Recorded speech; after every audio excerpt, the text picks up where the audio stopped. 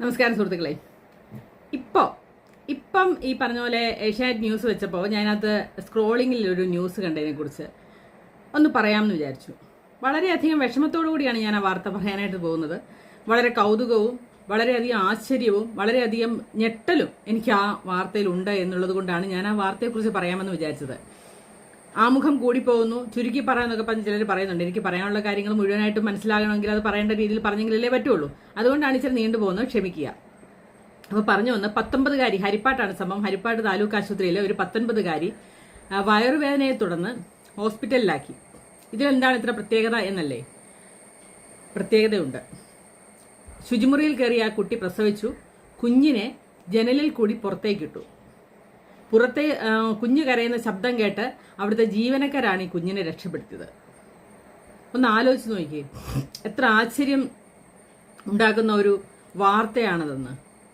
നമ്മുടെ വീട്ടിൽ, അതായത് പണ്ടത്തെ പോലെ 10ഉം 12ഉം മക്കളുള്ള വീടുകളല്ല ഇന്നെന്ന് പ്രത്യേകം ഓർക്കണം.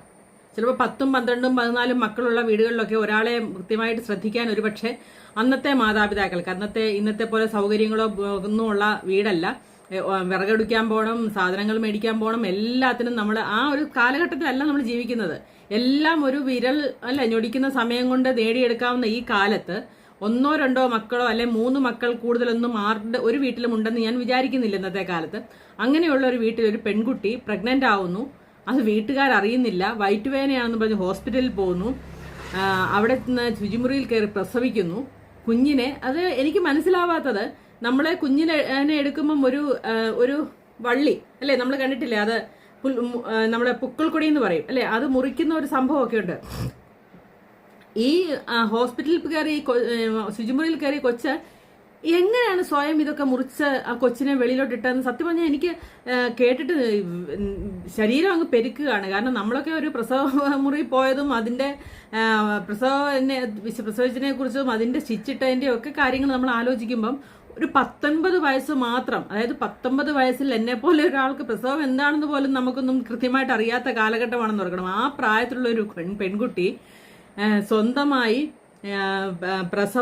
ശുചിമുറിയിൽ പ്രസവിച്ചതിന് ശേഷം ആ കുട്ടിയെ എടുത്ത് ജനലിൽ കൂടി പുറത്തേക്കിട്ട്, ജീവനുള്ള ഒരു കുഞ്ഞിനെ എടുത്ത്, അതും പൂർണ്ണ വളർച്ചയെത്തിയ ഒരു കുഞ്ഞ് ആയിരിക്കും അല്ലോ, ആ കുഞ്ഞിനെ എടുത്ത് ഇട്ടു എന്ന് പറയുമ്പം എത്ര ഭീകരമായ ഒരു കാലാവസ്ഥയാണെന്ന് നമ്മൾ ആലോചിച്ച് നോക്കി. ആ പേരൻസ് അപ്പോഴായിരിക്കും അത് ഒരു പക്ഷേ അത് അറിയുന്നതെങ്കിൽ. എന്നാലും സ്വന്തം മകളുടെ വയറ് വീർത്തിരിക്കുന്നത് മനസ്സിലാവാത്ത അമ്മമാരുണ്ടാവുമോ? ഒന്ന് ആലോചിച്ച് നോക്കിയേ. ഇത് എന്തെങ്കിലും ഒരു ഹിന്റ്, ഒരാളുമായിട്ട് അടുപ്പമുണ്ടതിനെ കുറിച്ച് ഒന്നും